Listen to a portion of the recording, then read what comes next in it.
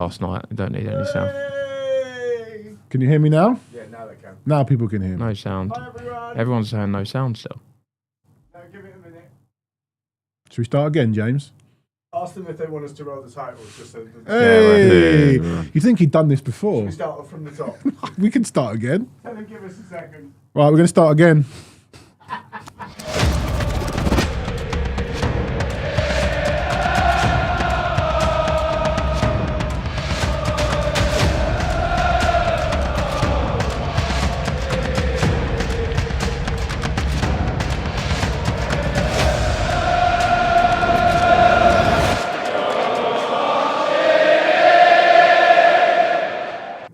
Take two, or take one if you've just joined us for the first time. Hello and welcome to another episode of An Echo of Glory. We have one foot in the Europa League final, or is it a toe? We will talk about that very You're shortly. so lucky we got to start again because you absolutely balls that up the first time. Prove round. it.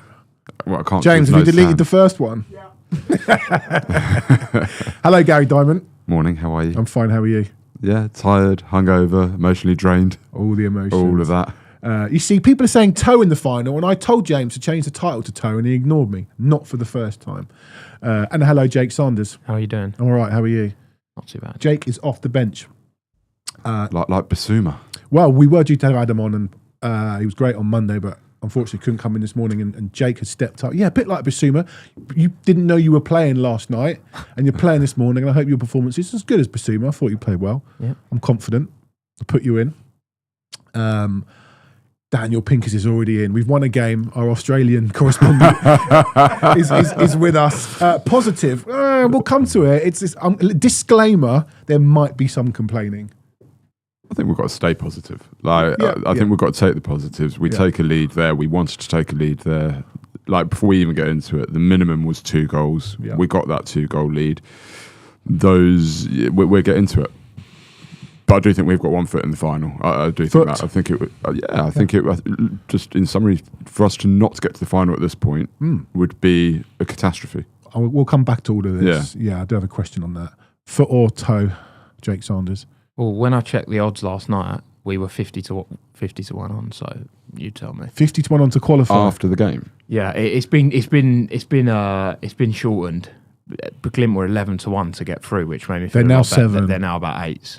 They're 6 to 4 to win the game, right? Yeah, but that's just completely. But they could different, win isn't it? 2-0, and we're like, okay, they can win 2-0 and get through. Yeah, no, yeah, well, on penalties. Well, yeah, I'm just saying, Yeah, no, like, cool. it's not a stretch. Sammy, we're going to come to your question. No, let's do it now. Let's do it now so you don't lose it. Is Frankfurt away harder than Bodo away? It's very different. Very similar. But there's things to get into with that. Like, for example, I thought we psychologically killed Frankfurt, the team, in the first leg. I don't think we've done that with Bodo. Yeah. So I don't think it's a straight binary which one's harder. Actually, if it was the middle of winter, I'd say Bodo was harder because those conditions on a 3G pitch you're just not used to. Like sort of ferocious atmospheres. You're a professional footballer. Showing your age there with the 3G. Whatever it is. It's like what we're up to now, yeah. Whatever. But, I think footballers professional footballers should be used to dealing with ferocious atmospheres and actually thrive in it, right? So Frankfurt away, tough. But, if you look at it one next to the other, I would say that in the middle of winter, Bodo is a harder away game. But Frankfurt, whichever way you slice it, Frankfurt are a stronger team than Bodo. But as I said, I just think psychologically we killed Frankfurt in that first leg. I actually think we controlled them completely. Yeah. And I think they came away from that knowing that Tottenham were the stronger team. I don't have the sense that Bodo feel at this moment that we are the stronger team and that they can't touch us. I don't think they think that at all. I agree. And that's the big difference, I think. And that's the slight feeling of, whereas I sat here after the first leg of Frankfurt and I said categorically I believe we'll beat them, and I really did. Yeah, you were very sure. I was very adamant on that. That wasn't just me breezing away like I normally do. I was very adamant on it. I'm not as confident. All right, we'll come to the game and how it's made you feel. James, can we run a poll? Is James in there? If people think we're going to get through, James might not be in there. So I could be talking to no one, not for the first time. Nobody's listening to me. Bit of club news. There were the under-18s played at the very normal time of 11 a.m. on a Tuesday morning, but drew 4-4 with Arsenal. You've been at a 4-4 against Arsenal. Yeah, with a last-minute goal as well. Yeah, we scored in the 100th minute. Yeah, but Aaron Lennon's was similar time in that 4-4. Yeah. We were slightly not as out of it. Well, I guess at times we were. We actually went 1-0 up in the first minute. Familiar. Yeah. By the 16th minute, we were 2-1 down. Familiar. Yeah. By the half-hour mark, we were 3-1 down. Familiar. By half-time, it was 3-3. Like the most mental first half. I know. In fact, it was 4-3 to them at half-time. We got back to 3-3 and they went in 4-3. And then the second half, nothing really happened until the 90th minute when they had a sending off, and we scored in the 99th minute of the game.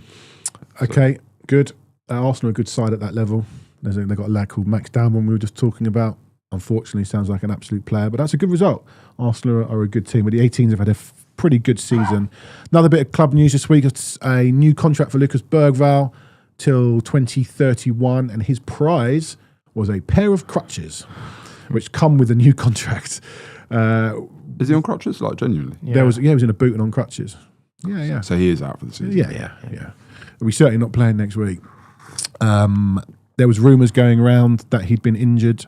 I got a message around about the same time it started coming out on Twitter, and then it was like, oh, is this Spurs trying to find the leak? No, the leak's still there. Bergvall is out, and I know we won 3-1, but like a big miss yesterday night, and I just think a big miss in whatever we've got left of the season. I felt gutted for him as well. Yeah. I didn't necessarily... My first thought when he got injured was, without being arrogant, that could be a real big loss for the final if we get there. We can beat this lot over 2 legs without Lucas Bergvall. But I felt gutted for him, especially after watching... Was it on the morning of the game they put out a clip of him talking about it? Because the night before, which was the Tuesday, they announced it. And then yesterday they put it out, and I thought... When he got injured, I thought he's one of the few that really deserves to be playing on this stage. Obviously, it's a big miss, but I sort of felt like a Bissouma or someone could come in and do a job. Yeah. But, I felt really gutted for him because he sort of dragged us through those tough winter months, didn't he? Big miss, right? I agree with Jake. I think it's a miss if we get to the final, mainly in the final. I don't really care who plays against West Ham, Brighton, Palace, and Villa. Like I couldn't care less who plays in those games. But in the final, whether it would be against, if we get there, whether it would be against United or Bilbao, I just thought that Bergvall's energy and physicality around the pitch, as well as his, you can trust him, you can get the ball into him, and he's very good at retaining it, and he's somebody you can really I think build he wasn't around. at the start, but he has grown so much. But his energy and his physicality against these teams is so important, and he will be a big miss in the final. And I agree with Jake entirely. It's gutting for him because there aren't many players, I think, that can really stand up and take huge positives from this season and say they've grown. He is certainly one of them. He will be our young player of the season without a doubt. He should for all the awards. He could get all the awards. Yeah. I mean, there's some sort of online thing at the moment trying to get Alfie Whiteman as our player of the season. Oh, it's ridiculous. I mean, just get behind Bergvall and also he was an inch away from having goal this season as well against Frankfurt, weren't he? So he's been what a hit that exceptional. was. Yeah, so he's going to be a big miss, unfortunately. Yeah. All right, let's talk about last night. I'll do the team in a second. There's been a lot going around on social media that we should be buzzing that we won 3-1. We'll come to that. I think there's mixed emotions on the back of this game. But ultimately, we have won 3-1 going into the second leg of a European semi-final. It was an odd team, in my opinion. Vicario in goal, Porro, Romero, Van der Ven, Udogie, fine. Bissouma, Bentancur, Maddison, also fine, especially on the back of Bergvall being injured. Bissouma off the naughty step again. And then Johnson, Solanke, Richarlison. We knew that Son was going to be out. I was surprised not to see one of Kulusevski, Tell or Odobert. I thought it could be Odobert and Tell possibly. Just attacking wingers. Yeah. Yeah, I mean, it's a tough one. I didn't mind seeing Richarlison at all. I actually like Richarlison on the left wing, probably more than I like him up front. I don't. I don't. I do. I think he's aggressive. I think he looks to take his man on. I think he looks to get crosses into the box. In fact, I think that's where it all started. The first goal was his He had a very cross. good first minute. I think as well, he adds that extra bit of physicality in the box, another aerial threat that you don't get from another of the wingers. And it was clear that we were wanting to get crosses in. And again, the move starts with Richarlison getting a cross in and then getting into the box to head it back across. It was a brilliant header from Richarlison. Brilliant header from Richarlison. So I like him off the left wing, and I think his best performances for Everton came off the left wing as well. So that was okay for me. I was a little bit surprised at Bissouma. I thought it could be... No, I thought it could be Kulusevski and Maddison in the middle and really go at them. But in the end, it felt like Hans just wanted an element of control over the game. I think he was concerned about them on the break, which is their obvious threat. And he wanted to hold them at arm's length and not overcommit too much. I think that was clear, yeah. Which is kind of ironic. But Yeah. there you go. What about the atmosphere? I was there, you were there, Jake, you weren't. So I want to try and get the difference, how it came across. Fair play to, was it THFC flags? Is that for the TIFO? There's only one TIFO in London. But I mean, what was that shower curtain that Arsenal pulled out? That was great. I felt, once I got to the game, the atmosphere felt like a proper European night. I explained to my son about the Ajax game and what disaster that was in the end, but I could feel the energy. It felt like a big game. And that was great. And the flags and all that stuff and pre-game, superb. I thought that was the club and the organisers got that spot on. I think the new guy, VJ, I can't say his surname, sorry, Venkatakashi. I don't know who. Oh, what, the new guy? The CEO. Yeah. Straight away, he came in with a bit of a reputation for engaging the fans. And straight away, the TIFO, there was some fallout with some of the fan groups that arranged TIFOs and in-ground entertainment. And straight away, that seems to be on the up. There was the initiative last night of getting into the ground and buying something to eat and having a free pint to go with it. It's little touches. It's little touches, but it means something to the fans. It's just giving the fans something back. And it's clever. It's clever because fans were rammed in that stadium from early. The atmosphere under the South Stand was absolutely bouncing. Like, it was going off under there. The whole stadium, there was an electricity around it. And when people sort of say, this new ground doesn't... It does. We've all been there when it's generated this sort of atmosphere. It's about the club and the team giving the fans something to get behind. Yeah. Also, I don't actually think he started his role. Maybe he has been putting advice in. Clearly, I mean, that's just not something the club really does. You sure our very generous chairman didn't come up with the idea of the free It's the pints? first time it's happened. The fan engagement, the TIFOs, there was a fallout with a lot of the fan groups, but this guy's come in and suddenly everything just does seem to be smoothed over. The TIFO was fantastic. The flags were great. The connection with the club last night from the fans and vice versa was what it should be. Yeah. Did it come across on the telly? It felt very Palace City Ajax, that little period of the opening of the stadium kind of vibes. Yeah. You know, good weather, everyone in a good mood, getting behind the team, everyone sort of putting their differences, the Premier League rubbish to one side. Yeah, it did. It really did. It was really good. It went flat later on, maybe after 3-0 it went a bit flat, but the first hour... Yeah, you can't... It's never going to pump for 90 minutes, even if you're... It was even really, if you're playing amazing. We're not... there is a fundamental difference between English football crowds and European football crowds, where the European football crowds have got your manufactured like the whole, like droning for 90 minutes like bloody Palace, right? It's just manufactured crap.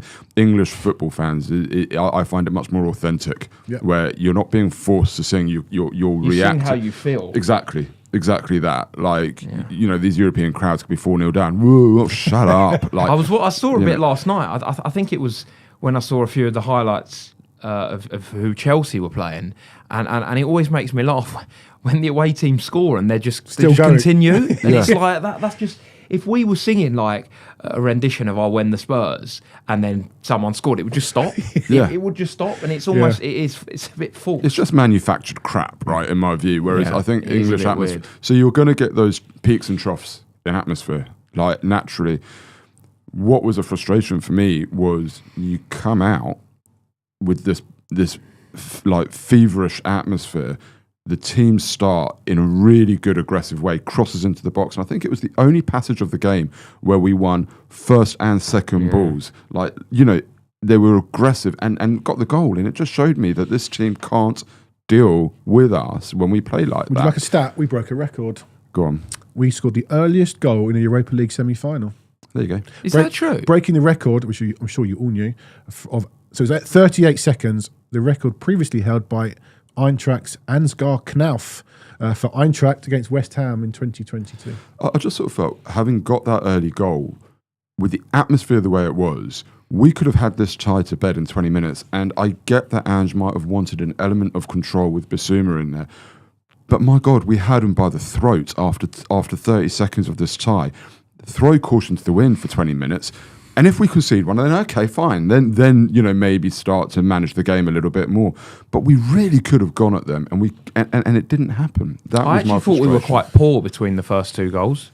Yeah, it went very flat. I remember saying to my mate, if we weren't 1-0 up, you'd say this has been quite a poor start against the team we should beat in the first leg. Yeah, the game obviously changes when it goes 1-0. Yeah, whatever of course, tactics either team may have had. But we were quite. out. Richarlison had it a few times down the left, and there was quite a few Benton calls, quite loose. I just felt we weren't aggressive enough, which is Andrew's philosophy, is aggression and going at teams. And, it just seemed to be, people might say it was a mature performance, it was controlled, we kept them at arm's length, they didn't really do much, even their goal was a deflection. But I just felt you've been given this unbelievable start in this electric atmosphere against a team that actually, if we were really aggressive for 20 minutes, could have put the tie to bed. I genuinely believe I've got a stat you're going to like, and Daniel Pinker says it was very pragmatic last night. You'll like this. Yeah, guys. that's what it was. It was pragmatic. You'll like this. Tottenham secured their 37th victory in the Europa League. That's since its rebrand in 2009. Only once have they had a fewer share of possession. Yeah, I knew you were going to say that. So last night we had 41.9% possession. We had 39.4 away to Eintracht. 42% possession at home to Bodo. I think that I'm no tactico. Last night I had a ticket to the game, but about 10 o'clock yesterday morning got a phone call from a colleague who said, I've got a couple of corporates, do you want them? I was like, great, I can take my son. So I sat really low down in the East Stand, wonderful seats, it's a totally different vantage point to where I normally sit, and you get a much better feel of the game when you're sat down there. And I was just, this isn't a complaint, but I was, especially after the first goal, obviously I didn't have time to see what was going on tactically in the first 58 seconds or whatever it was, 38 seconds. I was just a bit like, what's our plan here? We seemed very pragmatic, very slow, happy to let Bodo have the ball. Maybe we wanted them to come onto us. We wanted to break on them. But when we did get the ball, there were a couple of times Udogie would bomb forward, turn, pass it back. Porro would do the same. The crowd got a little bit, not edgy. There was a few frustrations. There was a little bit more. Could we drive a bit more? And I'm not quite sure. Look, we've come away with a 3-1 win, whatever. I don't know what the plan was. And to see that we had 41% possession against that team seems a little bit strange to me. I think that is a bit skewed because the last 25 minutes we let them have a lot of the ball. So I'm not saying that they don't count, but that would have leveled itself out in the last 25 minutes. We lost control without Maddison. I thought Maddison was excellent. Well, the substitutes made a big difference. Yeah, but generally Maddison we lost. Even in that spell of sort of 20 minutes in the first half, I still thought Maddison was the one really. He played this amazing ball.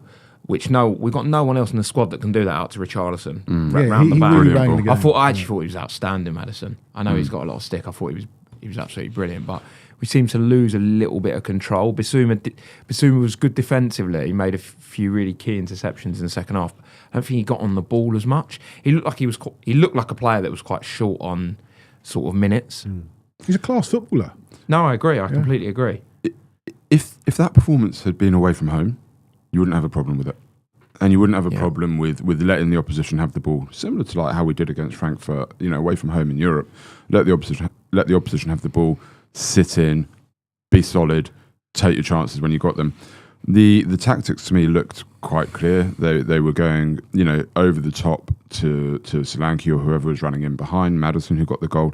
A number of times Porro going over the top to Johnson and trying to get him in behind the fullback. I don't mind those tactics away from home, but like I said at the top, I just felt like the game was there to really sort of say, let's for 10-15 minutes throw caution to the wind and just see if these lot are actually able to sort of, deal with us. And, the reality is we've got somebody here on our comments saying 2-goal win and we're still whinging. Not whinging. No, there's a few things here, okay? We're commenting on the performance. The performance was measured and controlled. And if that is what Ange wanted, then fair enough. However, it has been said far and wide that Bodo would be very, very happy, particularly with the players they have missing, which isn't something we've touched on yet, but particularly with the players they have missing, they would be delighted to go back with a 2-goal deficit. If they could go back with a 2-goal deficit, every Norwegian journalist said it, right? They have won every home game in Europe this season by 2 goals or more. Okay, so every journalist said if they could go back with a 2-goal deficit, they will be delighted with the players that they have got missing. And this isn't about whinging. Of course, we're delighted that we've won 3-1. But when you think that really we could have won it 3-0 or 4-0 and it was there to be had and we didn't, it's a missed opportunity. And that's got to be called out. You can't sit here and go, it's wonderful. Like, yeah, okay, good result. But you can't sit there and have a go at us for calling out what was a missed opportunity. We should be sat here this morning saying not 1 foot in the final, but how are you getting there? What have you booked? You know, that it was should more have of a 4-goal win than a 2-goal win. Your mate here who said that we're whinging also goes on to say that Lazio had a 2-goal advantage. The difference there was Lazio didn't have a 2-goal No, advantage. they didn't. So, and what's he said here? Lazio had a 2-goal lead. No, they didn't. Lazio Bodo won, lost by They had a 2 goals. 2-goal deficit. Bodo won the first leg 2-0 at home. And the difference was Lazio had the second leg at home. Yeah. It's a different. So It's the archetypal difficult place to So go. let's just balance this, right? Let's be clear, because we came in this morning saying we're going to get pelters for not being like uber positive. Yeah. We are positive. I think we should get there Yep. to the final. Yep. I think it would be diabolical to sacrifice a 2-goal lead against Bodo Glimt. But you can't sit here and say with conviction that that performance was excellent. What did we actually do? We scored a goal in the first half. We scored a lovely goal with Maddison over the top. We got a penalty that was not constructed. It was just ball in the box and Romero won it. And outside of that, there was the Bentancur absolute rocket. But what did we really... We didn't hurt them. We didn't look like we could score, even at will. I'll say this. Frankfurt 1-1 at home was an infinitely better performance. Yeah. And the result was a draw. Okay, but that performance, as I said at the top, in my mind, killed Frankfurt. I think they went, these lot are just too good for us. And I think we went there and Frankfurt were nervous about us. I don't think Bodo are going to be nervous about us. I think Bodo will take a look at it and say, we've got 3 or 4 players back. Spurs are going to be missing probably Maddison, maybe Solanke, Bergvall. We are stronger as a team. They are weaker as a team. We are now at home where we win every game. And actually, we didn't feel as though they could really hurt us. Eintracht do win every game at home, and we went there and did a job on them. And there's every chance, and we probably will go and do a job on them. But we've made it hard. I think we've made it a little bit harder than it should be. Yeah. We've made it harder than it should be. You can't just go out and expect to beat teams 3-4, but they have, as I've said, they win most games at home by a couple of goals at the moment. They also lose most games by 2 or 3 away in Europe. So it's a missed opportunity not to have, as you said, both feet in the final, which is why we've called it 1 foot in the final. I said at the top, maybe it's 1 toe. It is 1 foot. We've got a 2-goal lead against a Norwegian team who have to be respected. They've got players coming back. We've got players going out. We've just made it a little bit harder than it should be. Yeah, I completely agree. I think, look, you don't want to come across with this sort of English arrogance because we all know what, I know it's cold. I know they've got this, they're Bodo Glimt. They don't have the quality that we have. It's as simple as that. I know they've got all this, amazing home record, but we've seen it over the years. I remember it completely different scenario, but I remember 3 years ago, Arsenal played them. It was a group game, and I heard the same stats, and Arsenal made a load of changes, and they won the game 1 or 2-0. It's still a football pitch. It's not being played in snow. Do you know what I mean? It's 3G. I've played on 3G. You can still play football on it. Yeah. It's quite tricky and it's sore on your ankles and knees. But, people are making out as if we're going to Mars to play this game. And it's like, oh, well, there's no way we're going to be able to score away to Bodo Glimt. Yeah. It will be tricky. But, if we can't not lose by 2 goals to Bodo Glimt, we might as well all call it a day. I agree. Seriously. I agree. Gary, 2 people have picked up on your tan. I haven't got a tan. No, I saw somebody say sunbed. I've never been on a sunbed in my life. And I tried to stay out the sun. This is my natural colour. But people just thinking you're looking very handsome this morning. thank you. Might be. But having said that, there is absolutely don't doubt. go away from that. No, we're talking about Gary's No, we're looks talking and tan. We are definitely going 1-0 down in this tie. Can we go back to how handsome I am? Move on quickly. Look, we don't know if We we don't know, but if we do, okay, this is a question. This is a question I want to ask. If we'd won 3-1, but we had gone 2-1 up and scored the third goal to make it 3-1, is there a different feel? Yeah, they said that on commentary. Did they? But I sort of hate that. Does momentum count a week later? Does it even count a week later though? It counts on the night. No, not really. Like not really. I think it does. I think they feel. We've still got to play from now to then. We've still got some injury news that we're sort of waiting on. They haven't got a game between now and Thursday. We play as weak a team as possible now. There's no one starts there. It's for me. It's 11 changes, 10 changes. No one should be near. Chirpy in goal. No one should be near that pitch at West Ham that is going to start on Thursday. The summary of it is, I think the game was there to be put to bed. That didn't happen. Okay, we take a 2-goal lead there. We've made it slightly hard for ourselves. It's not going to be easy. It's not going to be comfortable. We're going to be made to sweat. I can't see anything but that this is going to be a hard game. But I do back us to get a goal or two. I think Bodo will have to come at us more than perhaps they would have ideally wanted. I think we can play a tight game. We've certainly got the pace to hurt them behind. So I think we've got to be pretty positive and say, look, we really ought to get to the final. With that in mind, the next question really has got to be about, well, it's probably United, and they play 48 hours before us. If we get there, I mean, I know you've said. I don't think. I know you said in summary. We've got Don Hutchison coming on to talk about West Ham, but that's in like 10 minutes. Can we talk for 10 more minutes? Are you done? No. I think we should talk about United and. I want to come to that in a minute. Okay. If that's all right, because FC20 lose by 3. They lost 5-2 to Bodo. Yeah, I did have a question, but no, I've forgotten it. I want to talk about Maddison briefly, who I thought, like I said, ran the game. Scored a great goal, and he missed that chance just before, which was similar. I think it was Romero's ball over the top. Was it Porro's ball for the goal? Yeah, really early. We've scored that goal. I said it against Frankfurt. We've scored that goal twice this season, both in Europe. We've now scored that goal 3 times this season, all 3 in Europe. We haven't scored that goal in a domestic game. Third? Oh, Hoffenheim. No, the ball over the top. And the pen. He didn't score it, but it came from that. This seems to be a European tactic. I've not seen Maddison make so many third-man runs in the Premier League, which is strange. I thought we had a really good game. Someone said in our comments, we need to buy another 10. There's, Kulu's done it. He can sort of do it. He said that it's a position he likes to play.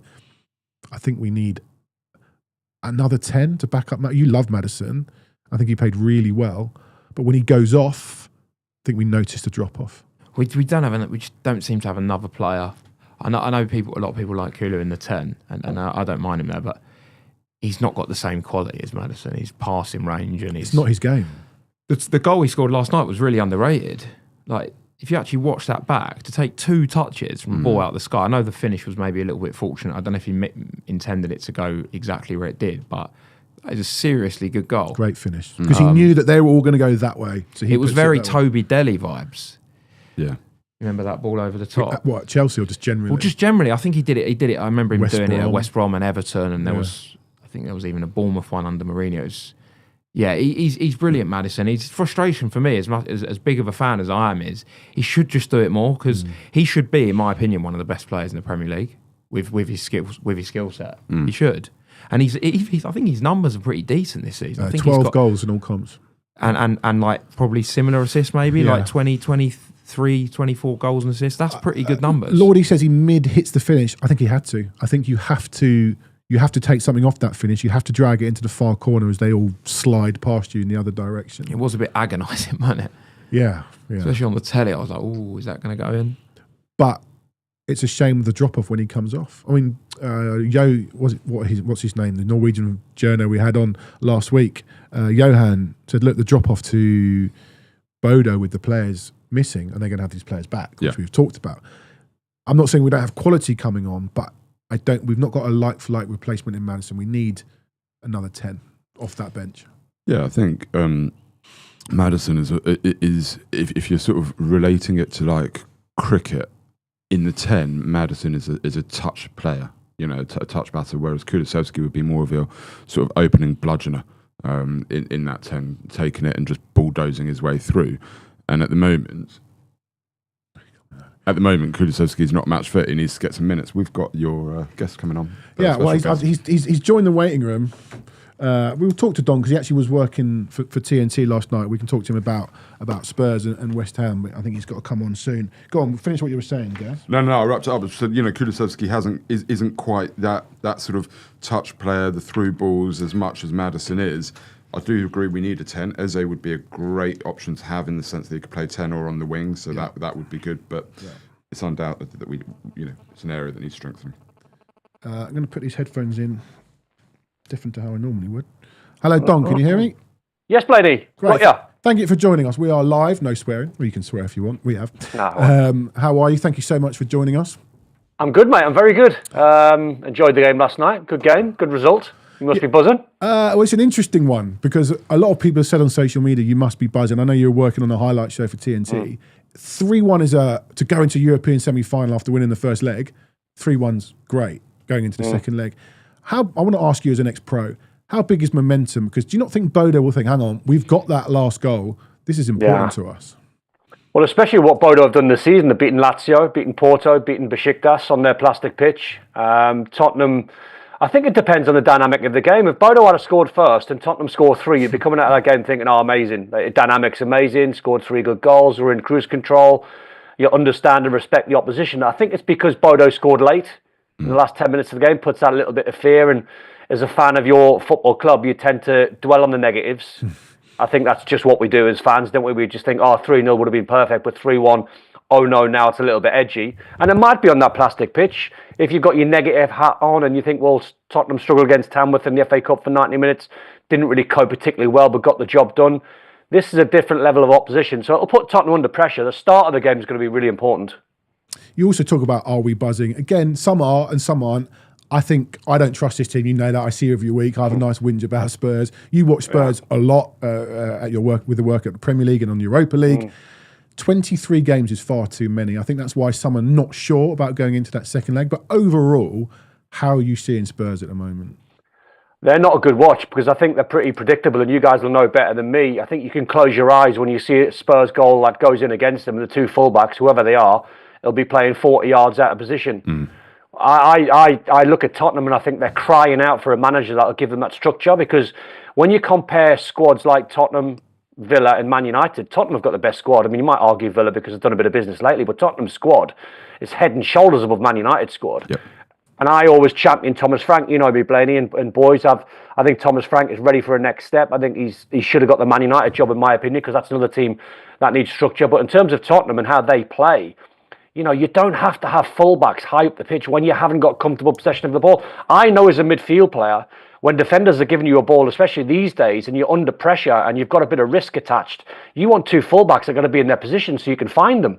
It's quite an easy little triangle. Defender gives you a ball, you can't turn. Fullback to your left-hand side in your peripheral vision, right side, peripheral vision, and Tottenham midfield players must look when they're under pressure and think, where are they? Where they've gone? And then you give the ball away, and all of a sudden it could be a 2v2. Yeah. Just one more on last night and going into the second leg. How difficult is it? Have you played on an artificial surface? How people go, it's just football, get on with it. How difficult is that? But also, tell us about your toughest ever away game in Europe. Oh, well, I've just sent you, and I've just watched the first 50 minutes of the game. It was a game I played for Liverpool against Spartak Moscow in the Cup Winners' Cup in '92. And it was -10. I mean, it was absolutely freezing. And we went there with a young side. And actually, I just watched the first 50 minutes of the game. I didn't do too bad, actually, but we lost 4-2. Bruce Grobbelaar got sent off, gone on one of his mazy, stupid runs. He got sent off. And David Burrows, our fullback, ended up in goal. And when you watch certain games back and you have a feeling when you play them, the game's changed now because everyone's so fit. My God, the Russians, man, they were unbelievable back in the 90s. I mean, I couldn't get anywhere near them. I mean, I was quite a leggy runner, so I was never like sharp. Mate, they seemed to be diminutive, but all like running past you and like being sharp and electric and passing. And we lost the game 4-2. It felt like it was about 7-2, but it was -10. And after the first 20 minutes, mate, I never got a kick. Someone asked you, how many pairs of socks did you have on that night? I tell you what was funny. I'm pretty sure John Barnes and Michael Thomas, I can't remember who it was, I think it was Barnesy, he had full tights on. He had full tights on the bottom, on the top, gloves, snood, everything. It was so cold. But you can't take for granted how difficult it is going to these places. Going to Norway on an artificial surface, it's going to be tough. That's why it's going to be a test of your character, mate. It's going to be a test of the player's bottle and what they're made up. And especially as I go back, I mean, the first 20 minutes is going to be important. If Bodo scored in the first 20, it puts you under massive pressure. So that's why I'm looking for Ange, which is not going to happen because it's not his style. But if I was Ange and the coaching staff, I'd be saying to the two fullbacks, don't move. Please don't move for 15 minutes of the game. Not bothered if it's 0-0, but stay in your positions, be compact, don't give them a sniff, try and quieten the crowd, because on that pitch it's going to be tricky. And the start of the game, it could be massive. If they score early, you probably end up going out. If you score and you get a clean sheet inside 20, half an hour, you should go through. Yeah. It's funny though, because you mentioned, Don, if you were Ange, you'd be telling the fullbacks not to go anywhere, and that's not Ange's style. But that is exactly how we played against Frankfurt away. The fullbacks didn't go anywhere, and it was a really good European away performance, an excellent European away performance. And I wonder, I mean, this wasn't the question I was going to ask you, but as it's come up, was that Ange, or did the players just take that on themselves? That's a good question. And without being inside, excuse me, the bowels of the stadium, without knowing exactly what's going on, I think probably it was the players smelling how the game was going. Because as a player, you've got to smell it. You've got to go, roll first 5, 10, 15 minutes. We're going to be under the pump here. We're going to be under pressure. That's exactly how it was. Yeah. The last 20 was it was brilliant from Tottenham. Yeah. And you as Tottenham fans must have been thinking, where's that been all season? Correct. Why can't we dig in? Why can't we have different styles for different games? Why has it got to be the same thing every single time? Because then you turn a game into a toss of the coin game. If that's your tactics every single game, you're going to toss the coin and you're going to go, right, win 4-3, lose 4-3. Yeah, correct. Talking of cup finals, we'll move it on to Sunday. It's West Ham's cup final on Sunday.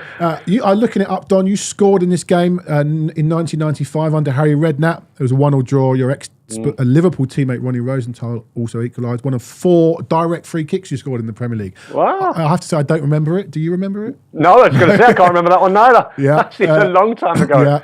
August 94. Oh, no, I do, actually. It was a rocket. It was an absolute rocket. It was at Upton Park. Yeah, it was Upton Park. It was at Upton Park. Yeah. English goalkeeper, Floppy Air was in goal. England's number 1 at the time. Ian Walker. Yeah. Do you remember Johnny Metcod's goal, lads? Yes. Morris. Yeah. It was like that.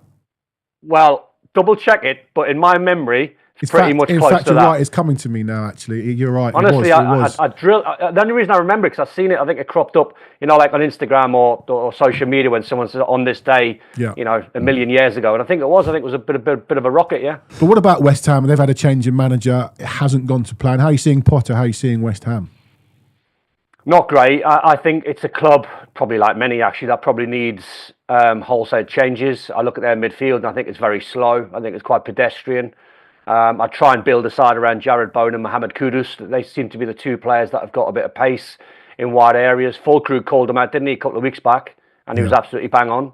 No, he said the attitude's rubbish and the culture's not great. And as a team, we're not, I'm paraphrasing, but not great.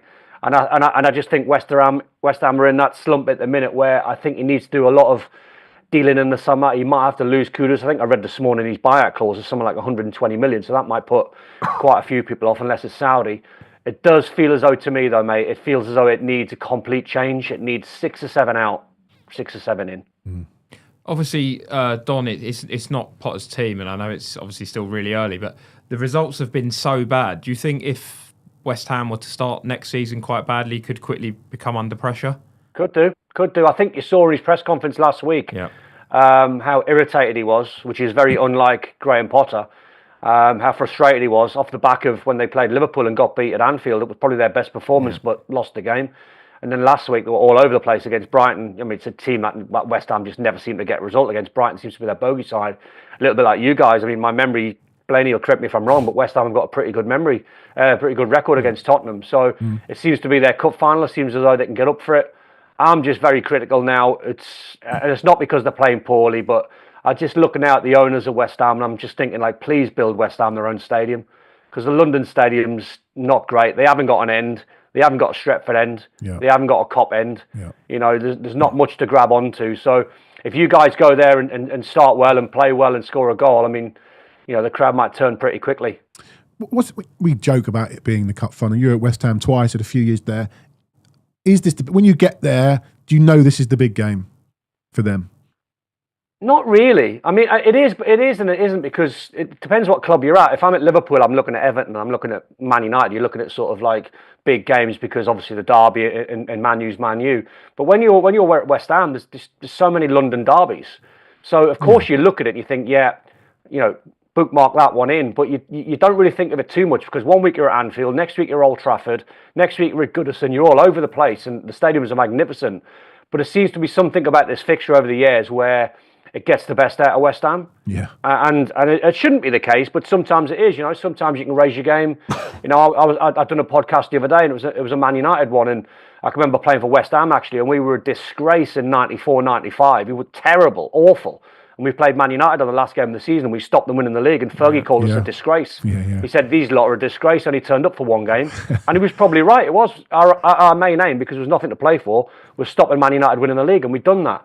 So probably circumstances, West Ham have got nothing to play for in terms of league position, can't really jump up any places, so the only thing they can do is try and perform and get the bragging rights. I just want to ask you, before we let you go, I'll get your prediction for Sunday, but you played against Spurs a number of times. I want to just take your memory back, if I can, to your Hartlepool days when you started your career. 26th of September 1990, you came on as a sub for a bloke called Mick Smith. Tottenham won 5-0 in the League Cup. Paul Gascoigne scored 4. I just want to know. I thought it was 3. He got 4. You probably played against Gaza a few times. I just want to get your memories of playing against Gaza. Well, the first game at Hartlepool, I actually played quite well. And then I think it was the second leg, correct me if I'm wrong, we played Tottenham, and it was like we were just out of our depth, like we're League 2 side. We were trying to get promoted, but staying away from relegation. You draw like the glamour Tottenham at White Hart Lane. It's just every schoolboy's dream. It doesn't even matter if you don't support Tottenham. When you're at Hartlepool, you draw a team like Tottenham at White Hart Lane, and the Linekers of this world and the Gaz of this world are all playing. And like superstar players back then, because especially me, I was just a young boy. So you're trying to make your way against people like Paul Gascoigne, who I know from my Red Jeff Boys days, just one of the best midfield players of all time. And you're out your depth, and he rocks up and scores 4.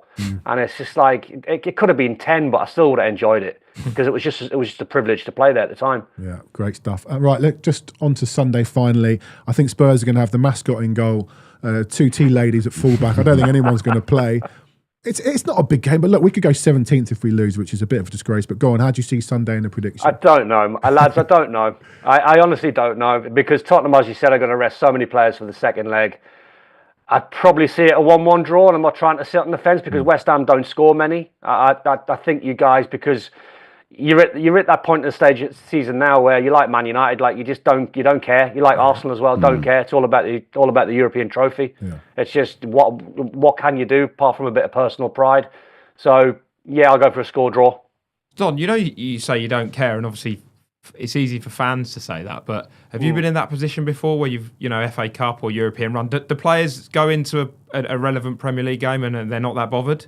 No. I was just talking more generic. No, players wouldn't see it that way. Players, you play for 2 things when well 3 really if you include the fans. But I always think you play for the name on the back of the shirt, because you're playing for your personal pride, and you play for the badge on the front. So you've got to have personal pride when you play for the name on the back of your shirt. So the players won't be thinking, we'll just sort of we'll toss this one off today, and we'll concentrate on Bodo the week after. Players won't, even if they think that. Even I know as a sportsman, as a player, worried about getting injured potentially. Will they sort of not go at full pelt? No, I mean, if that's the scenario in Tottenham are 3-0 up, then yeah, then you'd stay away from any tackles, obviously. But I just think, knowing how players are, you can have all the thought process in terms of not getting injured. Bodo next week, you can have that all you like, but as soon as the game kicks off and the whistle goes and someone steams into you, then the adrenaline kicks in. You forget about, even if you're on a yellow card or you're getting suspensions, whatever it might be, you see that completely go out the window. And then, you've got to perform, because it's the London derby against your arch rival. So I wouldn't have thought, and if they do that Tottenham, it'll be a bit of a shame on the players. Yeah. One more question, just from one of our viewers. Don, did you play with Paolo Di Canio? I know you've got a couple of stories, but you did. Yeah, Paolo was Paolo. I got quite close to him. Just an absolute genius. I mean, I'll say this in the nicest way. He was a madman, he's absolute maverick. But, you couldn't tell Paolo what to do. I've seen him have many training ground bust-ups. And then, I mean, one infamous one I remember at the time, and Glenn Roeder was our manager, and the nicest guy in the world, one man that you just don't want to row with because you'd feel awful the day after. And Paolo ruined the session because, Paolo was just on his, one of his head loss days, and he ruined the session. And Glenn sent him in.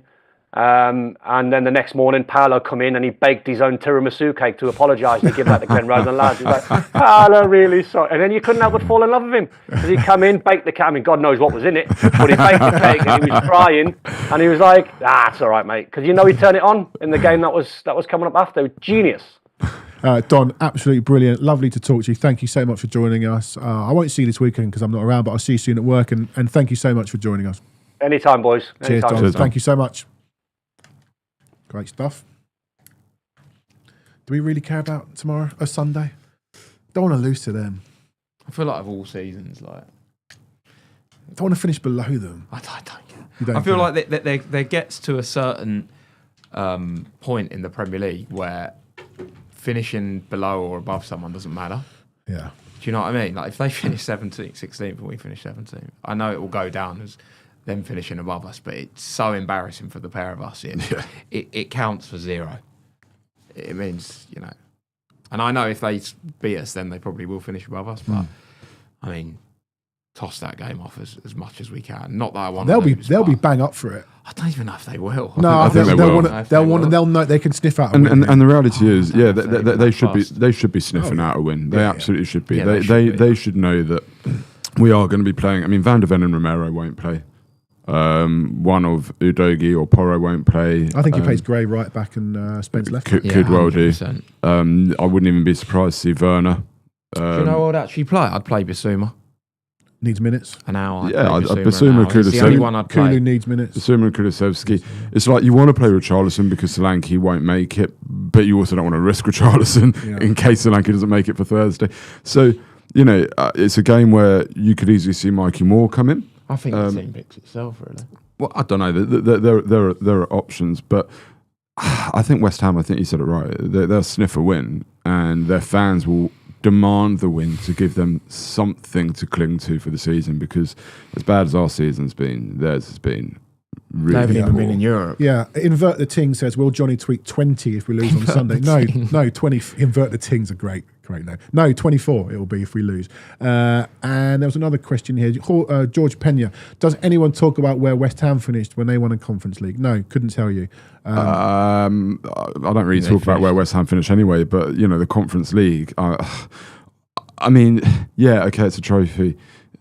I mean, I think Liz Bazaglo sort of rinsed it when she came on our show as well. It's a trophy that kind of you feel a bit embarrassed to win. It's not really, yeah. I mean, I can't believe that that's a question. Yeah, West But it Ham. comes back But for West Ham, they would have loved it because they've never won a trophy. You know what? And I think So- people will talk. If we finish 17th and win the Europa League, people will talk about that because it's utterly bizarre. And it brings up the old question, where do we go? Does he stay? Is it a good season? Is it a successful season? Is he a successful manager? Is he a better man? All the Can stuff I that just say, comes up. we're the only team that could make I know we mentioned it, like, would you take finishing 17th and win the Europa League? We're the only team that could make that a reality. We are. Well, United. Well, United. But you would never. That would never be a possible Yeah. scenario for United. Well, it shouldn't be for us. But again, this goes back to people have sort of like criticised me, yourself included, all season for saying there's two things here. When I say this is a weak competition, what I mean by the Europa League, it's a fantastic cup. I love that UEFA Cup. I want us to lift it. I want us to win it. And the prize for doing so is absolutely worth going all out for. This is a tremendous competition. And as a Spurs fan, criticise me if you want. I'd be quite happy for us to be the Seville of England and just win this every other year, to be honest. I think it's a fantastic trophy. But the level and calibre of the teams in it is low. It's very low. This is low. To United are having a dreadful season. They suffered for 20 minutes against Bilbao, who are having a great season. And then, you've got Harry Maguire turning into... Ronaldo. I mean, I'd rather have Harry Maguire right wing than Johnson, to be honest. But, he's twisted his man up twice and banged him across, and suddenly the whole game changes, right? And they win 3-0 away to Bilbao. The level in this competition is not high. It just isn't. Yep. So... The fact that us and United have been favourites throughout the whole And the fact that, yeah, exactly. And us and United are getting there, sort of blustering our way through. You know, this is the point about, and so I say this to bring it back to Ange. Would winning this Europa League be such an incredible achievement? I think it's the weakest Europa League. And people say, oh, you hate Ange, therefore. I don't hate Ange. I want him to succeed. I've wanted him to do well. I just don't think it's going to happen. But this is the weakest Europa League that we have seen in our lifetimes because Champions League aren't dropping into it. The format has changed to sort of help the bigger teams. I do think it helps the bigger teams.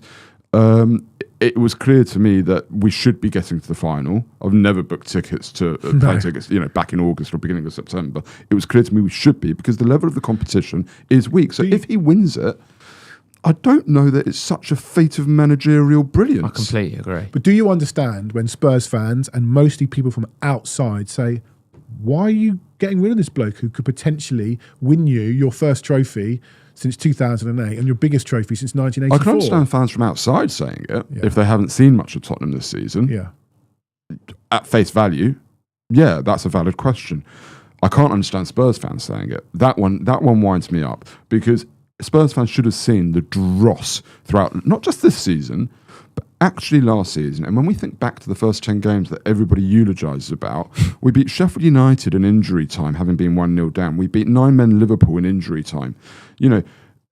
There was a feel-good factor, though. There was a feel-good factor because of what had happened before with Conte, and suddenly we were playing like free-flowing football. So there was a feel-good factor. I got totally absorbed and sucked in by it. Yeah. But United, let's face it, could have been 2-0 up against us in the first 20 minutes in Ange's first home game.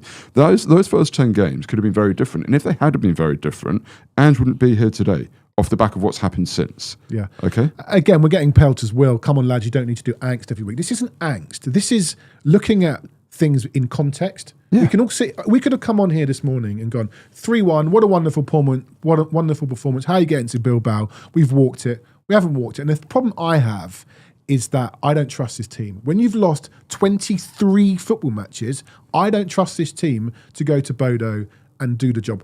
We absolutely could, and we probably should, and we did it in Eintracht. But I saw us play so badly at Tamworth. We've got 23 defeats this season.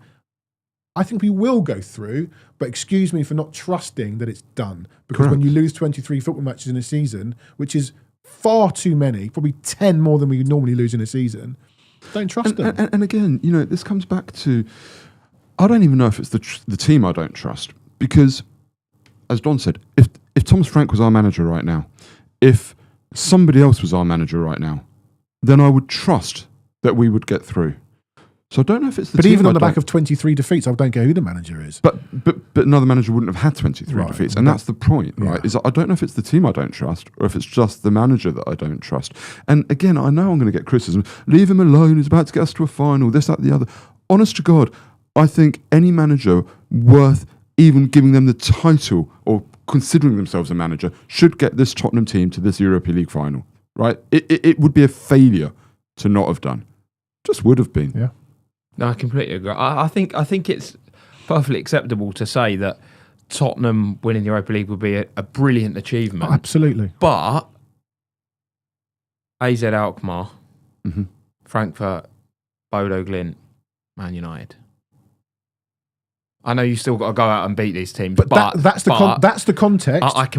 I'm aware. I've seen us go out to Basel. I've seen us go out to Ghent, and I've seen us go out to Dinamo Zagreb and a load of nonsense. Didn't we carry a 2-goal lead there? Yeah, we were did. 2 up against Dinamo. I saw someone tweet a photo of the Zagreb manager and said, I do not get excited with 2-goal leads in Europe. Yeah. But it will be a brilliant achievement because you've still got to do it. It's easy and I agree to say it would be a failure not to get to the final. You still got to go out and win 3 times, 100%. Which is not easy because as we all know, we've lost no game in Europe is easy. And there are variables. Anything can happen. But I think that what Gary's trying to get at, which is really important, is that it's so important to remember that however far we get, and hopefully we win it, this does not change the bigger picture. Correct. It doesn't. Correct. And I will be singing Ange's name in Bilbao like any other Spurs fan, proudly singing it. But I do not want him to be our manager next season. It's a segue actually to an interesting point that even at 3-0 last night, there was no singing of Ange's name. No, there wasn't. No, but I'm saying I would happily, and I'd clap him. But I don't know, even if we win the final, I don't know that there will be singing of his name. There wasn't at 3-0 last night when we were on our way to Bilbao. there was Spurs on their way to Bilbao. There was all of that. Lots of that. But there was not, there was none of that. His name hasn't been sung for a very, very long time. And I think that's telling. Adam Nathan said it and we agreed on Monday. Was it Monday we were on? Monday, yeah. Yeah. It's almost like a win for us. There doesn't feel like there's. Yeah, we talked about how they got it right yesterday, pre-game with the flags and all that stuff. There doesn't feel a connection at the moment. I said on Twitter, this team gives me no joy. I got pelters for it, of course. It's my feelings. I don't feel much joy, connection towards this team at the moment. And for me, that's just a sign of the times. And like you say, there was no, Ernst Postecoglou, the beating drum. It's disconnected because we've lost 23 games. We don't trust them. But when we were brilliant under Poch, we used to have the Ericsson song, the Ali song that came. We don't really sing. We don't sing Mickey, about there's a Van the der players Ven. really. I know that's people might find that a bit. There's none of that really. There's no real connection with any players. No. And that might just be because no one's thought a song up for this player or that player. But it felt like yesterday was all about the fans, like the final should be. It felt like it was all about the fans And like the club. all about the club and the fans, Yeah. not even really the players and the manager. Really, that's how I felt. So, Can I ask a question, actually, Yeah. just while I remember? Bookings obviously start again if you get 2 bookings. no, sorry. Someone made this point. Asked About the question. Romero. Romero's out. Right. Someone He gets asked booked. Romero is not on a tightrope. They are scrapped. Oh really? No, you can get. But hang on, you, he got booked last night. you can get 2 yellows in the semi-final. But Don't if somebody miss the gets sent final. off, then they're going to miss the final. Correct. You Because can get- I saw that and thought, what have you done there? You can get a yellow in each semi-final and you still play in the Okay, final. good. You're 100% sure of Yeah, that? yeah, No yeah. administrative errors like No, Bodo no, made? No one would. Yeah. Who would do that? So as long as we don't get a sending off, then no players are going to be suspended. That's probably a correct way to do it, to be fair. It is, but when he got that ludicrous booking, I don't know if Yeah. you watched it back. It was just I can't remember it, to be bizarre. honest. He just sort of stepped across the man. It was absolutely ridiculous to even go close to him. I I do remember thought, it. he's gonna. I know what's gonna happen. He's gonna get booked here and miss the final. But But you're sure on that, John? So he can get booked in the You're next now round? clouding my doubt on. Yes, yellow cards get scrapped after the quarterfinals. No, fine. But you can pick up 2 in both semi-finals. And I don't think so. I'm gonna have a look. I don't right, think so. somebody needs to answer this for us. I've been working. I've been working. You've now clouded doubt in my mind. I've been working on these games for 20 years. I don't believe so. Okay. Anyway, what were you going to ask because I interrupted? Jake's going It's to research three, that it's for 3 us. yellows for a suspension in Europe, so they get scrapped, and you can't get booked 3 times in 2 semi-finals. Romero could. Oh, that's Graham Poll's the referee. I don't know why I doubted myself. Romero is not on a tightrope. Okay. Fine. Just before let's close the game off. 3-0. Solanke penalty, man. I hate those run-ups, but that was so cool. brilliant. I've never celebrated a penalty before it went in. Well, you knew because the keeper had was gone, and he hit it so slowly. And it's a great shot. I think my mate Tom Tudgay was directing that game for BT last night, or TNT. It's a great shot behind the goal of the South Stand, and you can see the fans rising up before it's even gone Oh, in. you need to find that for me. I'd love Hey, to it's see on. it. It's on the Spurs. It's on the highlights. Oh, is it? It's on the Spurs play. It's one of the Okay. replays on the penalty. Look, Bodo scored. We talked about momentum shifting. We are going to get pelters, Gary. In our 1 sec, guys. Sorry, go on. No, go on. We're going to get pelters in our YouTube comments for being negative. I don't think we're being. I don't think we're being negative. I think we're we're just being real. realistic. Yeah, exactly. And It's been real. That's where I am. There was a huge opportunity to put the game to bed. We didn't do it. That's where- disappointing. and that's where we are on this. But podcast. That is great. confirmed, by the way. Yeah, thank you. So it's confirmed Romero's not on the tightrope. You had to check though. Didn't It's not negativity. It's just a disappointment that we had the opportunity to put this tie to bed. We didn't take it. Great that we're carrying a 2-goal lead to Bodo. It's the absolute minimum. It's par, isn't it? It's the absolute minimum that it should have been. And that's the problem, is that we had the opportunity to make this a damn sight easier. And I guarantee you, to everybody saying, oh, you shouldn't be negative, guarantee you, next Thursday night, every single Spurs fan is going to have their backsides twitching. Right? Like, it's inevitable. And when that starts to happen, anybody saying you're being negative, when you are pooping yourself on Thursday night, Remember think this. back to this, Yeah. right? And remember, they weren't being negative. They were just, hopefully it doesn't happen, but even if we go into the 80th minute with a 2-goal lead, I was thinking that already. I was like, I can see this 86th minute goal. One goal changes. One the goal mood. changes everything. We scored the first goal, and I'm like, It kills the I'm, vibe. I'm fine here. yeah. Can I hopefully. just say, it's really nice to see Solanke score 2 big penalties in 2 big games, because he's been not great since he's come back from injury, but all that work that he put in the first half of the season, it's nice for him to get a few penalties, because we've hardly had any, and obviously he didn't play against Southampton, or was he off the pitch? And we the first half of the season, we didn't even get any Barely penalties, got. did we? Son missed one against Wolves. That's it, and it's really nice for him to get, I don't want to say a free goal, but a really good chance. And to it sort should of also get a be few. said, for all the criticism that I do dish out to Ange, and I think he deserves, they have got those penalties sorted, because Maddison took the ball and my brother went, "Oh, Maddison's going to take it." I thought People it was still Solanke. not really. Maddison's too smart I said to for him, I said to my brother, "No, Solanke will take this." Like, he's just, and the Bodo defender was in Maddison's Yeah, face. do you see what happened though? Do you know why Maddison waited so long? Why? The goalkeeper went to look at his bottle. And the goalkeeper's not stupid. He'd have looked at Maddison and Solanke. He knew that the goalkeeper would have known. But Maddison was waiting and waiting until the goalkeeper stopped looking at his bottle. So he thought it was him. So he thought it was him, just to cloud the goalkeeper's mind. Yeah. The goalkeeper went back onto his goal line. That's clever. And then That is classic, Yeah, James. but But they're Maddison, getting that. They're getting, that's the sort of, you talk about the little details, right? We don't see enough of it, but we have seen it a couple of times against Frankfurt and last night. And it was good, and it's well thought out, planned, choreographed from our players. They know what they're doing.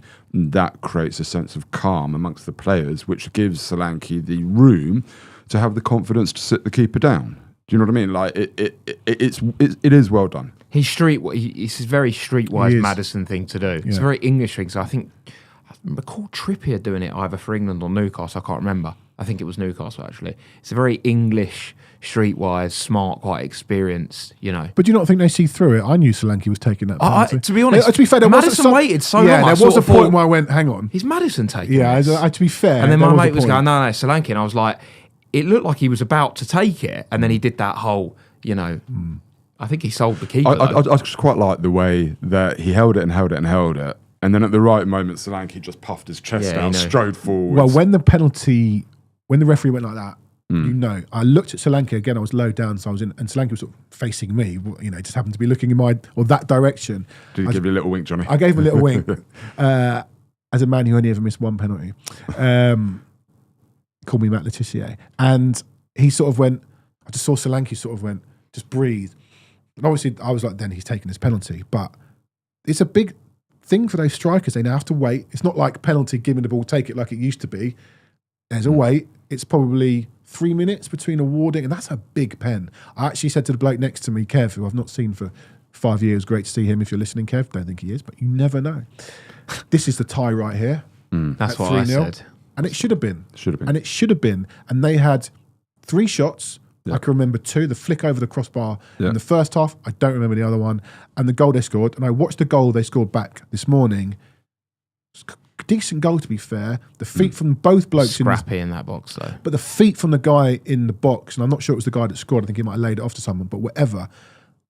They are Bodo Glimt. They are Norwegian. They can play. Yeah, they they're are technically good. They had a couple of guys in midfield who wouldn't have looked out of place on your park on a Sunday morning, but they can play. Yeah. And they had 5 players out. I think 3 will be back. And even one of the guys suspended doesn't really play for them. I think that, if there is another positive, it is after they got the goal back, they didn't do anything after that. We actually had a few chances. Kulu missed. Kulu was really frustrating. Mate. Yeah, Kulu came very, very close.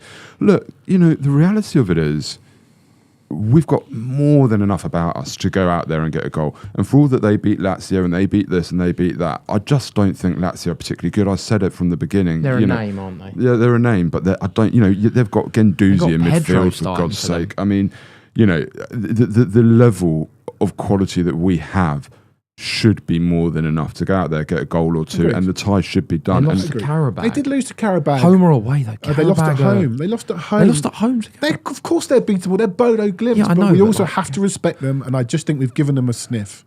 Can I just say, because we've not really touched on it, what was the general sort of perception with the injuries? Because I know we've got such terrible injuries, and especially Maddison, and seems to give the whole, we're not too worried. We've seen that loads of times. It's a week away. It's a while. And you wouldn't have seen this on the telly, but for anyone watching, after the game, when the cameras go quite close up to the players, there was a little moment between, I don't know if it was Solanke and Van der Ven or Solanke and Romero, and it was clear that they went straight over to him and sort of said, is everything okay? And he didn't look very confident Okay. That made me worry a little bit. And you said they were niggles. A niggle at Spurs is what, a month? Well, I think Maddison looked worse than Solanke.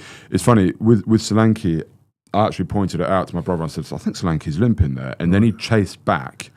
And I went, he does that a lot. Maybe. When we played Bournemouth years ago, and he spent the entire game limping. Yeah. He's done that a few times. I remember that it was the end of the City League Cup game where he couldn't walk, and I thought, oh, he's going to be out for a while. Walked around the stadium. Okay. Yeah, I'm more worried about Maddison and Solanke. I don't know if I'd risk him on a plastic pitch, Maddison. I don't know. I know we need to play our strongest team, but if he's not 100%, I don't think you can risk him even in this game because he could be out the final. I wonder whether someone like Kulu, I don't know if you leave him on the bench and use if they're niggles, and then if it wasn't an artificial surface, they would have played. You take them, you stick them on the bench, you bring them on. I know it's the biggest game of the season. Your next game is most important. You can't think of the final, but play Kulu on Sunday. See what he comes up with. I don't know. Do you really want to talk about United? You want to go there? Are you asking the Premier League for a fixture change? Are you sure? Well, that's more what I want to discuss. Yeah, actually, is the requested fixture change than the game against United itself. Let's assume we get to the final. There's been a lot made of this sort of fixture change, and I think this is an opportunity for the Premier League to demonstrate their integrity across their own competition. I'm going to sit out of this one, and I'll say why. It's because I've had Villa fans sort of come at me on social media saying, oh, you got to manage your squad. Lack of integrity would be changing the game. Well, actually, a lack of integrity is allowing Tottenham to go into that game after we've made the request to move it and knowing full well that if we're in the final, we're going to play, like you say, the tea lady and the kit man at right back, right? And we will be well within our rights. Genuinely, we should send the under-21s there. 100%. We've made the request. This is my point. We should do what Liverpool did against Aston Villa in that cup game. They got beat 7, didn't they? And just throw it exactly. completely. And this is where the integrity comes in. The Premier League have the opportunity to do two things and say, right, we've got 2 English teams in the final. We are going to create an environment for it to be as fair as possible between those 2 teams, number 1. Number 2, Forest, Newcastle, Chelsea. Right, they will look at that game against Villa and they will say, well, where's the integrity there? Okay. And the Premier League should turn around to Tottenham and say, we'll move this game on the condition that you play a proper team. Well, I was going to say, Gaz, if they move it to the Friday, we're still going to... It won't be on the Friday, no, it can't be. It'll be the Thursday. Because United are playing. It won't be on the Friday. Why? They won't do 2 Premier League games on Whatever, Friday. whether it's on the Thursday or the Friday. But they should say, you play a proper team. But let me ask you one thing. And even a proper team, it could still be Danso, Davies, whoever. Yeah. But my view is, if they don't move it, I completely agree with Jake. Send the under-21s up there. Jake. Would any other league in Europe reject this request? No, they do. Chance. I'm sticking. I work for the Premier League. I'm out. No. But it's happened. It happened I'm with not criticising the Premier PSV League and here. Ajax over the years, and PSG. Yeah. And it's so many times when they get to the knockouts, they either put them on a Friday or do you know what they do? They don't have a game and they play it in a midweek and catch up. And I know the Premier League is generally more in sync with that. And I know there's only really one team in France, and there's only a few in Holland. But if this was another team, they would play it the Wednesday 100%. before, not even close. Absolutely 100%. And like I say, I think it comes down to a question of integrity, where for the integrity of the competition of the Premier League and those Champions League spots, the Premier League ought to say to Tottenham, we will move it, but you have to play a proper team. The reports are that it's Villa that have got the problem with it. Of course Villa have a problem with it. I don't blame Villa. Hang on, I don't blame Villa at all. Of course Villa is sat there saying, the only 2 teams that don't want it moved are Villa and United. Why don't they want it moved? United don't want it moved. It's a huge inconvenience to us. No, of course. But Villa don't want it moved because they know absolutely what will happen. If we're in the final, we will take a nothing team up there. But we'll do that if it's Friday, Saturday, Sunday. Yeah, that is true. We should toss the game off regardless completely. But that's what I'm saying. The Premier League should turn around to both United and Tottenham and say, we expect of both of you to put out a proper team. Now, it could still be Davies and Danso and Gray and whoever else, right? But that's pretty different to literally just going, I don't even know what the rules are. Is there a points deduction if you take an under-21 team?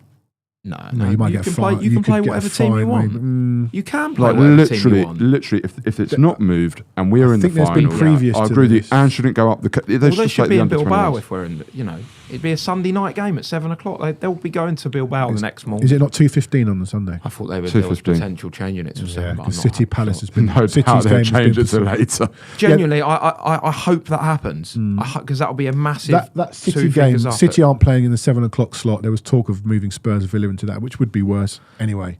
That's literally 3 days before a final. That is like. Yeah. I don't know what Paul McVilly means here. Spurs supporters eat their own, but it's nice to hear from you, Paul. Thank you. This is the Context podcast. There are other places for you to go. We are not. We're done. We're done. I'll get your prediction for West Ham. Pardon? Yeah. Just to let you, there is no show on Monday. It is a bank holiday. We are going to be. So we won't be doing a review of West Ham. We are going to do a live show on Thursday before and after the Is second. that a definite? Is it? We're doing it, guys. James, are we doing it? A live show Thursday night. Silence. Yeah, we are. Second leg. Yeah, why not? We are going to do a live show. I don't know, like 7. It's 8 o'clock 7 o'clock. kickoff, so we'll come on from God, that if you do just a, after if you team do, news. if you do Where a you're post coming match, on, mate. if We're you do a literally- post match show after we've lost that gone out, Well, yeah, Is listen, but this, it's what is this it is, bolted but- down? Jesus. No, look, we'll do a show beforehand. We'll discuss the lineup. We'll then watch the game, and then we will do a live show again after. Yeah, no watch along. No watch along. No. All right, predictions for West Ham, Tottenham Hotspur. I think West Ham will win, just because I don't think we're going to put out a particularly strong team. Although, do you know what? Ange really should be saying. Sorry to interrupt you. Mark Clifford, who knows producer James, saying James has got paddle on a Thursday night. Is that the problem, James? Little bit. All right. Well. I can play and then come back like always. Okay, we'll sort it out. We're going to be here Thursday, whether he's playing paddle or not. Sorry. Ange should be saying to every player now, you're playing for your place in the final. So there should be a lot of motivation for the likes of Sarr, any player that's Spence, whoever's coming into that team should be saying, well, we've got an opportunity, but I just don't think that's the mentality of Prediction? the squad at the minute. Before I get a parking ticket, although I think I've already got one because I forgot to do 3-1 West Ham. it. Jake, Not bothered. not bothered. 2-0 West Ham. Yeah, I reckon West Ham beat us 2-1. My phone's packing Not up. bothered. My phone's packing up and I'm about to get a parking ticket. We get a good Just result, quickly before I leave, Padani82, one of our members, even if I don't always agree with you all, it's always a good listen, so thank you. People do not, on social media on here, you do not have to agree. That is football. We will always say, don't agree with us, but come at us with a conversation to be had. It's the abuse that I can't stand. People coming here saying we're this and we're that. Just before we go, has anyone booked Bilbao? Gary, I've got an you know Airbnb. this. I've got an What the Airbnb. I put you're the not- flight you in even August, listen September. and you're on the Where pod. have I thought you you been? booked the hotel. No, Oh, but it's the hotel as well now, flights. Flights are a nightmare. He's done. I know. much? £100 return. I Fly couldn't- out. I couldn't be that Listen, naive. Sorry, Johnny, you're going to have to extend your parking. Listen, You're going to have to pay for my parking. listen, ticket. He should do. He's got money off Bilbao.